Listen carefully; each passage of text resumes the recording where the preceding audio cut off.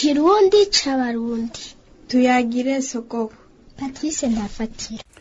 Jewe umumana canke umusongore ntafatiro Patrice ndi n'iteka ryo gusaba nguze twizanye ikirundi c'abarundi na cane kuri uno musi mpuzamakungu wabase b'abana aho ndagushikiriza icese c'umwana yakuze atagira se.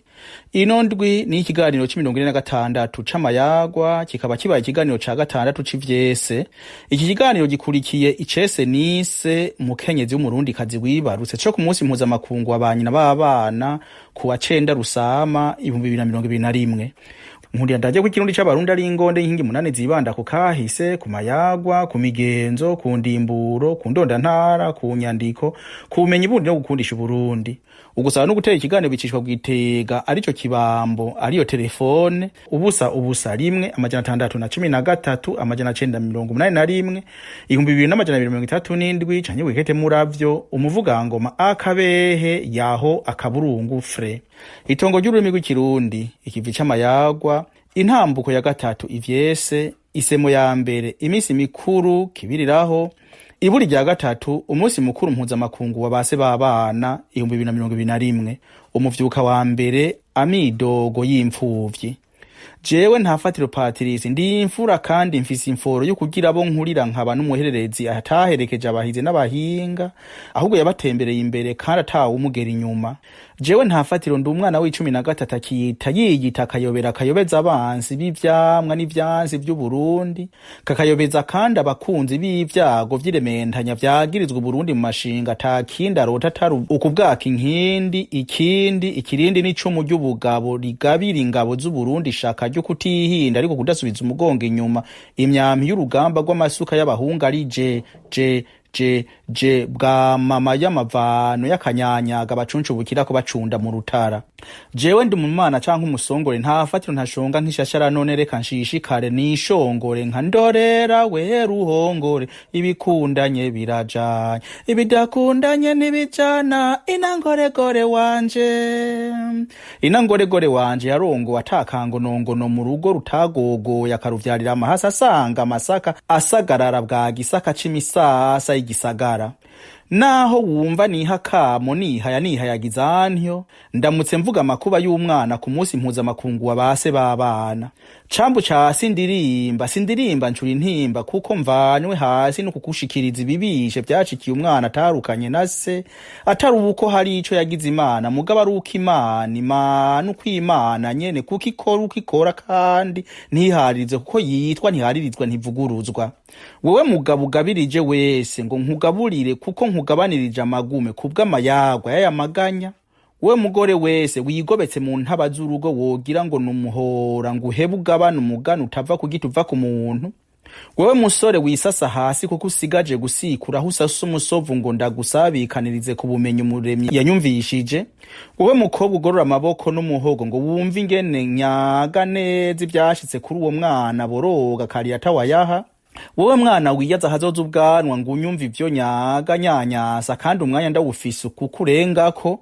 Wowe murundi wese nawe murundi kazi wese nawe utegera ikirundi c'abarundi ndabuze ingene ndakuvuga kuko ndakuraba kukandaba ikazanurize twizerane twizanye ikirundi c'abarundi ngo dukurikirana icese c'umwana curira intimba ku munsi mpuzamakungu wabase b'abana agacura intimba ari ruruzi rw'amoso zirugatembera ku matama rushika ku matako rutera ruja ku murundi kuko yakuze atagira se kandi ataco yagize ngo ntamugire.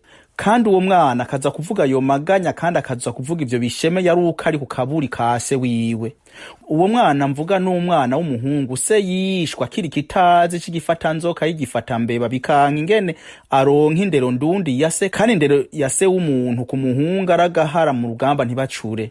Uwo mwana yarapfuye ntiyapfa yamara arapfapfana imvunja zimunyagira bwa mvura y'igwamvura atari no kuzima reka ipfa y'inzara yamuzingira mu masanganze atanu umusanganira kandi abantu inanzi baguma bamucako. Uwo mwana w'abantu mvuga nuwashishikaye isomero kwiga karabira arira Imana rugira ikabari mugira umugenzi n'umwigisha kuko abantu barundi ni babakundukize bakaba babera kumenya no babera hino twigishwa mu masomero. Uwo mwana mvuga n'umwana w'umukobwa yakuranye na nyina ntabone se kuko kumviza nizi vyanse ko bakurana mugaba akarinda mero bwakwaha n'umuyanga atamubona akaza kumenya umugaba muyagira icari bukora ruko agiye kwabigwa. Uwo mwana w'umukobwa yagiye kumenya umugabo ari uko agiye kwabirwa nuko yabona se w'umugabo wiwe nawe akamufata nk'ukumengo n'umukobwa wiwe. Uwo mwana w'umukobwa mvuga nuw'abandi barondo base babatahanira agahuzu keza kagaharawe nawe akambara imitoto yabaririye yabanje kuyibabagura akabona no kuyandika ku tujambo nk'utwandikirwa umwana w'ikinege. Uwo mwana w'umwigeme mvuga nuwakuranye na nyina amazi yo kwiteke nkwihoreze, yamanya agahinda ku mutima kakamenya menye indemyi z'ivyose kuko burya intore yama itambana intimba. Uwo mwana mvuga nuwo ari we wese kumvo ntazi neza kuko ntazi vyose, yisanze atagira se azwi kandi ata mwana n'umwe aba hatagira se. Uwo mwana rero akaza kuregwa na nyina kandi umwana kwiyindero y'abavyeyi bompi. Uwo mwana mvuga nuwakuranye ibibazo bisumba inyinshi akagira abantu inanzi yobibaza yisanzuye mugabo ntavyubahuke akarucira mu kanwa kuko yakuza kumigwa arabwa nk'umwana wa nyina, kandi umwana mu Burundi yivuga se yamuhaye izina umuryango ubwoko n'igihugu c'amavukiro n'abavyeyi. Ivyo ndabivuga ndabizi ko vyarabaye niga mu rusengo rwa Mpungu aho habaye umwigisha yanyigisha amayagwa, hanyuma dusaba tumusabikaniriza icese gisomwa n'udatira umutima udahobahoba.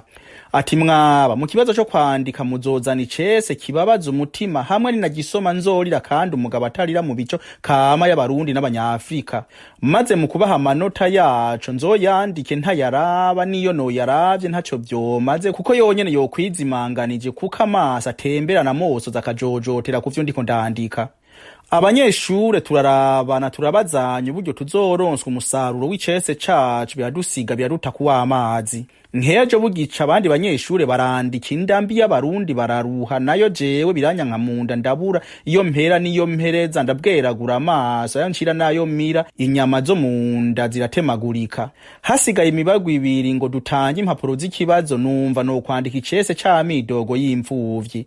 Amatwi yanje atarumva umunsi mukuru mpuza makungu wa base babana njako ndandika icese umwana w'umudiridi w'imyaka 5 yajanye amashurwe ku ntatemwa yase amaze umwaka apfuye na warumije imyaka 5. Uwo mwana yajana agahinda ku ntatemwa yase akaja kumubaza amajambo atagira inyishu akamubwira ibintu bitagira inzira n'ingaru, mugabo vyumvwa nuwo vyashikiye nkanje kuko inda woyibarira uwayirayeko, kandi bakavuga bati amaborogo y'uwundi ntakubuza agatiro. Uwo mwana w'umuhungu yavuza no majambo ngira ndagusabikanye nawe uyumve.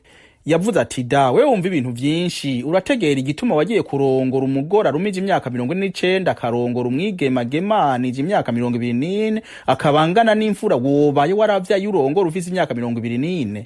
Ati da ntasa ni kubona wararongoye ufise imyaka 49 ugahwera nako ukicwa ufise imyaka 54, nanje mba mfise nkiyirenga ku 50, none ndi imfuvyi y'umuntu w'umugabo yafyinase kuko atarazi carondera mu buzima akaza kwibuka ico yabwiriza umwanya waragurukanye n'inyange kera narindi. Ati da wiyumvira iki mu kuja kurongora ushaje ukazana umugore akiri umuruturuta rurumba gusumba imbeya z'imbariro z'ikibira gisha muci, none abasore n'abagabo batugendera wo kwibaza ko ari mu kabare naho nyene kanaranguza kandi atacupa nari muzi neza kuba dusigiye ngo tudandaze. Mu mwaka umwe gusi wacu haruja n'uruza wogira ngo ni hajya hategererwa imiduga ija hana n'iyindi gashikizanye abavuye ijya nino. Ati da iyo urongora ufise imyaka 36 wari gupfa ufise imyaka 17 nkaba nigiye haruguru sindindi gitondo n'umugoroba ndira kuko mbwirizo gukura kibiriraho mfatiye kuvyo mbona muhira. Ati da iyo urongora ufise imyaka 32 wari gupfa mfise 21 natsinze mfise akaranga bumenyi uko biri kose nahatakazi nobaye ndaronka no kwirutse gusumba ubumfumba si imyaka 5 none no mu wa mbere mawe yaravyibagiye kunyandikisha niyo yovyibutse nta mahera tugira yo kugura ibikoresho. Ati da iyo urongora ufise imyaka 26 wari gupfa ufise imyaka 27 nanje mfise umugore akamfasha kwitaho mawe ari we inabukwe hakwirirwa aragenda karangwa no gusanga inzu akina n'umwuzukuru yobaye afise umwaka umwe. Iyo urongora ico gihe nanje nobaye mfise umwana nyitase none ntakubesha no kumenya ko nzonarongora nikinyegezwa ndavye bibi wacu. Ati da uko biri kose vyabaye vyarabaye nta kundi vyari kugenda vyagenze uko vyagenze. Ico nibaza mugabo ntafitiye icemezo nuko kwisa ari bake bibaza ineza y'abandi. Wewe nibwira ko wari kwibaza yacu na mawe ukareka kuringa wirira umunyenga w'ubusore naho nyene ni waba warawuriye vy'ukuri. Ati da ico no gusaba ni kimwe naho nyene sinzi kukigishobora kirakumbwira umwana Yezu Kristo muri kumwe hiye umwibutse ko nawe nyene yavukiye mu muryango harimwo umugabo none yigora ndungikira umugabo wazomara kabiri muhira akandira tugakina mawe akabona kuguma muhira. Numva nkeneye umugabo yoza muhira agatuma mawe atwenga ntiyame yijiriwe yidoga ijoro n'umutaga akongera akaryama na gato kuko hariho uri karankinisha. Ivyabaye mwigisha wanje asomye ico cese ntavyo ndakubari udashoboye kuvyibaza ubu nzobikugira ku muriri hanyuma n'umwana Yezu Kristo yanyongera umwanya wo kubaho gushika nshike kwisango yateguye ko ndabikugira ku muriri. Uko biri kose we wa musore wamaze kumva yuko kizira kuzorongora warashaje. Ndagusezeye ndakwibutsa ko kuri uno munsi mpuza makungu wabase babana navugira abana bakuze batagira base kandi utagira ngo hari ico bakoze cabirukanye mugaba ari uko kumviza nizi bisanze batagira base bagakura barezwe na banyina. Nabo nyene barabaye abagabo n'abagore babushitse mugabo barafise inkovu y'ugukura batagira base. Cambu cama wa mpezagira urakarenguka abanzi barenganya urengana abanzi barengutse bishitse mu karengukira icarimwe bo barengukira ukurengwa. Nanje ngira ndaguhezagire ngira nti wewe unyumva ntugakure nkuko jewe Patrice ntafatiro nakuze ngukuru utabona so wawe kandi abandi bamufise. Wakuru ugeze kumenya ibanga ry'abagabo ukeza amaso ukabura uwubaza kandi abagabo wamengo baruzuye isi yose burya birunze biharuye amazi arabura yuzuye impange umugabo aragogwa ari mu bakire. Naho nciye mperaheza ngira nti urakavuka ukurire ku gitsure caso ukuzwe n'ubwitonzi bwanyo ko bose bahurize hamwe nguca ubu umugabo n'umukenyezi yikwiye adacumbagira mu mico n'imigenzo n'umundero waronkejwe n'abavyeyi bompi.